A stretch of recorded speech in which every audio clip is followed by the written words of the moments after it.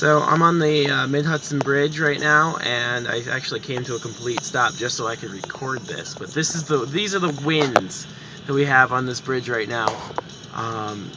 The sign, the lane lights are a good thing they're being held down because these fuckers are just moving. And then the winds are just amazing that you can see them really well in the lighting that they have on the bridge here. It's pretty amazing, actually.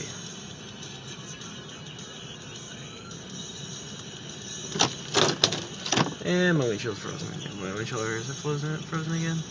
Crazy.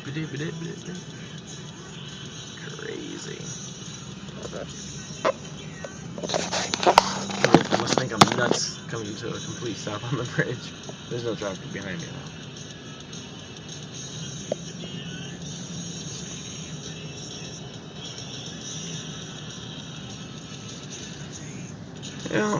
And again, the best plowing I've seen is on the bridge.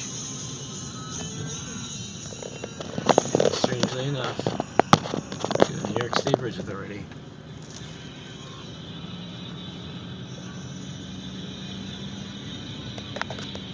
Alright, gotta get around this. So. Talk to you guys in a minute.